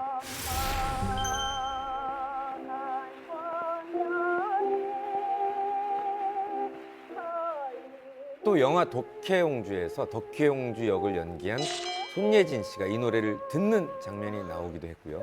영화 헤어와에서도 천우희 씨가 사회찬미를 부르면서 원곡자인 이분 또한 주목을 받기도 했었죠. 광야를 달리는 인생아 씨가 너는 어디로 뜨거운 그거 어떻게 아세요? 너무 나는 거야? 옛날 사람이니까. 네. 가슴을 바로 주인공은 윤심덕 씨인데요. 이분은 어떤 분이었나요? 아까 조금 전에 얘기 잠깐 했지만 최초의 소프라노 가수죠. 그러니까 서양 음악을 공부한 최초의 한국 여성 신여성이고 1920년대에 이제 뭐 일본으로 가서 공부를 했던 그 풍부한 성량이라든가 이런 것 때문에 당시에는 굉장히 화제가 됐던 그 주인공입니다. 그 당시 20년대 잡지에서 그 윤신덕 씨의 관련 기사를 보면 동양 여자로서는 불가능한 매출이 가졌다. 그러니까 지금 기준으로 보면 그 사진도 그렇고 여러 가지 이미지가 좀 촌스럽게 보일지도 모르지만 그 당시에는 굉장히 앞서간 신여성이었다 이렇게 보시면 되겠습니다. 그 당시 윤심덕 씨 사진을 보면 이렇게 모자 있잖아요. 이렇게 덕혜옹주 스타일의 모자에 이렇게 웨이브 있는 그 서양 여성들이 많이 하던 그런 머리 스타일로 신여성이었죠. 네, 또 윤심덕 씨는 평양 출신이었는데 가난했지만 뭔가 기독교 신자인 부모님의 영향을 받아서 경성 여자 고등보통학교를 졸업을 했어요. 그때 어릴 적부터 음악성이 뛰어나서 총독부가 주는 장학금을 받고 일본으로 건너갔고 도쿄 음악학교 최초의 조선인 유학생이 되기도 했습니다. 그러던 중에 1921년입니다. 일본 유학생들을 결성한 순례극단 동호회에서 주최한 이 국내 순회 공연에 참석을 했다가 운명의 상대를 만나게 됐대요. 이 운명의 상대, 바로 와세다 대학 영문과 2학년에 재학 중이었던 유학생 김우진 씨였다고 하는데요. 이 김우진 씨는 목포의 백만장자의 아들로 우리나라 최초로 신국 운동을 일으킨 예술가이자 극작가로 알려진 인물이라고 하네요. 멋있다. 두 사람은 1897년 동갑내기라고 하고요. 순회 공연을 하면서 굉장히 좀 가까워졌다고 합니다. 하지만 두 사람의 사랑은 좀 순탄치가 않았던 것 같아요. 이유를 들어보니 바로 김우진 씨가 자식까지 있는 유부남이었다고 합니다. 두 사람은 불륜 관계였던 거죠. 뭐 그때 보면 그때 환경이 일본에 유학 간 그 유학생들 중에 국내에 결혼하고 처자식을 두고 유학 간 남자들이 굉장히 많았고 김우진 씨 같은 경우 그런 케이스였고요. 가서 이제 뭐 같이 공부하면서 정이 들어서 연인 관계로 이제 발전한 그런 케이스인데 어쨌든 윤심덕 씨는 이제 성악가를 공부를 해서 성악가로는 서양 음악으로는 별로 그렇게 어디 써먹을 곳이 없었기 때문에 대중 가수로 좀 전향을 했고 또 당시에 굉장히 유명했던 연극 단체죠 토레라는 우리 뭐 역사에 많이 나오는 토레에 들어가서 배우로도 활동을 하게 됩니다. 네. 윤심덕 씨와 비슷한 시기에 한국으로 돌아온 김우진 씨는 역시 문학과 연극을 하고 싶어 했대요. 하지만 아버지가 그의 삶을 절대로 인정해주지 않았다고 하고 반대한 것은 예술가의 삶뿐만이 아니었다고 합니다. 그 당시 윤심덕 씨에 대한 뭐 스캔들이 좀 많았던 것 같아요. 그래서 뭐 그 한 예로 함경도 출신 재력가와 결혼을 한다. 아니면 뭐 거부의 애첩이 됐다. 뭐 이런 많은 스캔들 때문에 결국 김우진 씨 아버지가 둘의 관계를 인정해주지 않고 굉장히 반대를 한 것으로 알려졌죠. 윤심덕 씨 같은 경우에는 1926년 7월 이별의 그런 아픔을 뭔가 잊기 위해서 1년여 동안 만주를 유랑했다고요. 그 뒤로 이제 도쿄로 건너갔는데 도쿄에서 그 전 연인이었던 김우진 씨한테 도쿄로 와라, 일본으로 와라, 오지 않으면 자살하겠다라는 전보를 보냈대요. 그래서 그 전보를 받고 김우진 씨가 일본으로 건너왔고 다시 두 사람이 재회를 하게 됐다는 이야기입니다. 도쿄에서 두 사람이 재회를 했는데 두 사람이 1926년 8월 4일 새벽 부산행 부간 연락선에 탑승을 하는데 그 이후에 아주 충격적인 일이 벌어집니다. 두 사람이 탑승한 배에서 두 남녀가 실종되는 일이 벌어지는데요. 그래서 배 안을 샅샅이 뒤졌지만 아무런 흔적이 없었어요. 근데 그 당시 실종된 사람이 바로 윤심덕 씨와 김우진 씨였던 거죠. 그러니까 배에는 탑승을 했는데 네. 배 안에서 사라진 거죠. 두 분이 사라졌다는 얘기죠. 네. 그러니까 뭐 당시 신문에서는 다 보도가 됐던 내용인데 이제 동반 자살을 한 걸로 바다에 떨어져서 이렇게 한 거고 어쨌든 두 사람은 한 사람 유부남, 한 사람 처녀, 이루어질 수 없는 사랑. 당시 어떤 기준으로 보면 그 이루어질 수 없는 사랑 때문에 고민하고 괴로워하다가 같이 바다의 현해탄에 빠져서 자살한 게 아닌가 이렇게 추정을 하는 거죠. 그렇다면 윤심덕 씨와 김우진 씨의 시신은 찾았나요? 찾지 못한 것으로 전해지는데 사실 이 두 사람의 죽음이 굉장히 미스터리로 남는 이유가 일단은 현해탄에서 뛰어내렸다고 하는데 이 모습을 목격한 사람이 아무도 없다고 하고요. 결국 이 동반 자살 의혹뿐만 있었던 것이 아니라 사고설도 있었고 타살설도 있었고 각종 의혹이 난무하게 됐습니다. 완전 충분히 있을 수 그렇다면 있는 일 한국 아닌가? 가상을 할 수 이게 있는 완전 한국판 타이타닉에서 케이트 윈슬렛이 그 사고 난 다음에 생존자 명단에 이름 안 올리려고 내 이름을 도슨으로 해주세요 이래가지고 바꿔가지고 맞아요. 한 몇십 년 동안 사는 거잖아요. 그거랑 비슷한 얘기가 될 수 있는 거죠. 아니면은 배에 탔다가 되게 빨리 내린 거죠, 둘 다. 근데 이게 보니까 새벽이에요. 아니, 다시 탄 거지. 탈 시간이 새벽이에요. 껌껌하고 조명이 옛날이잖아요. 지금처럼 막 밝은 조명도 아닌데 밧줄로 이렇게 탔다가 뒤로 내릴 수도 있고 그걸 알 수 없잖아요. 우리 CCTV도. 그러니까 가족들이 본다. 그럼 되게 미스테리를 아는 거예요. 네. 그렇게 생각하면 조금 더 한 발짝 더 나아가면 타살설도 가능하지 않나요? 그렇게 생각할 수 누군가의 청부로 인해서 뭐 두 사람을 뭐 막아라 하는 식으로 해서 그럴 수도 있는 거고요. 그런데 윤심덕 씨와 김우진 씨가 돌연 사라진 사건이 있던 이틀 뒤에 놀라운 사실 하나가 밝혀지는데 그게 윤심덕 씨가 사고 직전에 음반을 녹음했다는 사실이었습니다. 네, 그리고 마지막으로 녹음 작업을 하던 그 날에 윤심덕 씨가 음반사 사장에게 한 곡을 더 녹음을 하고 싶다라고 부탁을 했대요. 그 노래는 서양 노래인 다뉴브강의 잔물결이라는 노랫말에 그 멜로디에 윤심덕 씨가 직접 가사를 붙여서 만든 곡이라고 하는데요.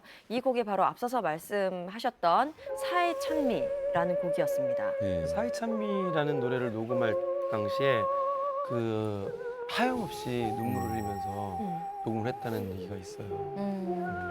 사실 이 유진덕 씨가 부른 사회 찬미는 두 사람이 그런 사고가 일어나고 나서 일주일 뒤에 발매가 됐습니다. 뭐 물론 이후에 두 사람의 뭐 가슴 아픈 러브 스토리가 많이 알려져서 아주 굉장히 불티나게 팔렸다고 해요. 그런데 이 윤심덕 씨의 노래가 일본과 한국에서 큰 인기를 얻고 있던 그 와중에 굉장히 놀랍고도 충격적인 이야기가 퍼지는데요.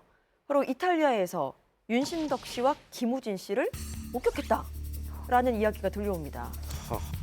그러니까 윤심덕 씨랑 김우진 씨의 생존설이란 게 제기되니까 당시에 이제 윤심덕 씨의 음반을 제작한 그 니토 레코드라는 여기 그 회사에서 음반을 히트시키기 위해서 뭔가 계획한 거 아니냐, 꾸민 것 아니냐는 그런 주장도 분명히 있었습니다. 네, 어쨌든 꼬리를 문 소문 속에서 두 사람은 결국 돌아오질 않았잖아요. 여러 추측들이 난무한 가운데 어떤 추측이 가장 가까운 진실이라고 생각하세요? 제가 보기에는 사실은 아무리 큰 파장을 일으켜서 잠적을 했다 하더라도 네. 생을 떠나기 늙어서 죽기 전에는 자신의 존재를 드러내기 마련이거든요. 이건 이제 가상을 할 수 있지만 정말 살아있다면 이탈리아는 어디서 살았다면 아마 죽기 전에는 한국을 찾아서 과거에 이런 파장을 일으킨 주인공이다 이렇게 했을 텐데 끝내 흔적이 없었던 걸 보면 그거는 누군가 만들어낸 호사가들의 얘기가 아닌가 이렇게 생각해요. 네. 두 사람의 죽음을 둘러싼 의혹들은 어떻게 결론이 났나요?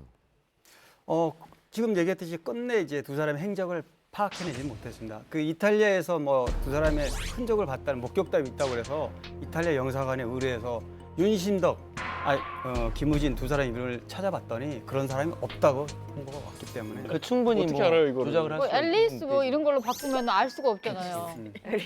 이탈리아인데 다른 거네. 누구 이름이에요? 앨리스 킴이에요? 파게티 막 이런 거. 어쨌든 근데 그 지금 이탈리아 그렇게 가가지고 뭐 어떻게 살아?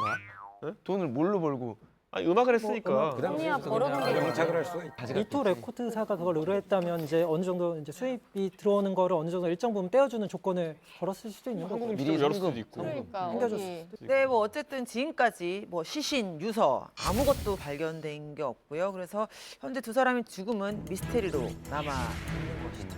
두 사람의 사건은 미스터리, 의문으로 남아있지만 윤심덕 씨가 마지막으로 남긴 이 사이찬미라는 곡은 무려 10만 장이 넘는 판매고를 올리면서 그야말로 데이트, 경이로운 기록을 세웠고요. 윤심덕 씨와 김호진 씨의 안타까운 참 이 미스터리한 사랑 이야기는 영화, 연극, 뮤지컬 계속 재생산이 됐습니다. 만들어지면서 사해찬미는 지금까지도 또 많은 사람들에게 리메이크가 되면서 길이길이 남고 있습니다. 오늘 풍문쇼에서는 연예계를 뒤흔든 미스터리 사건을 주제로 함께 이야기해봤습니다. 네, 오늘 저희가 준비한 풍문은 여기까지입니다. 다음 주에는 더 쇼킹하고 뜨거운 풍문으로 찾아오겠습니다. 감사합니다. 감사합니다. 안녕하십시오.